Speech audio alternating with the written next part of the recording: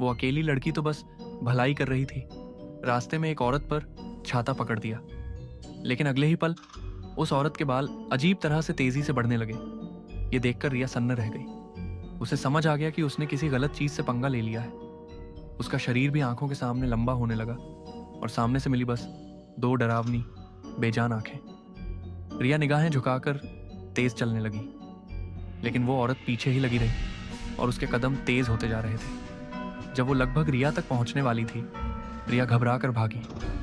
सौभाग्य से पास की दुकान से अमन उसकी चीख सुनकर बाहर आया। रिया तुरंत उसके पीछे छिप गई। दूर से आती उस लंबी सी परछाई को देखकर अमन ने उसे अंदर भेजा और खुद सामने खड़ा हो गया। औरत ने उसे देखा, फिर अचानक मुड़कर वापस चली गई, जैसे वो सिर्फ अकेले लोगों को ही निशाना बनाती हो। कुछ देर बाद वही औरत एक और आदमी के पीछे पड़ गई। रात की शिफ्ट खत्म करके घर लौट रहा जाना, पर घर पहुंचकर वो औरत बाहर ही खड़ी रही।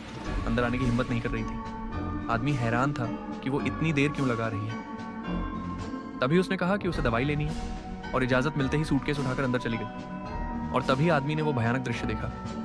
उसे उस औरत की सारी अजीब हरकतें याद आ गई और वो वहीं जम गया। उसका डर देखकर वो औरत जैसे और खुश हो गई। धीरे धीरे उसने अपना सूटकेस खोला और अंदर से रात के किचन टूल्स निकालने लगी। बाहर बिजली गरज रही थी।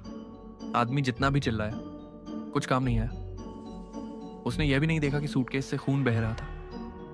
कुछ देर बाद वो औरत फिर से बस स्टॉप पर जाकर खड़ी हो गई, शांत, जैसे कुछ हुआ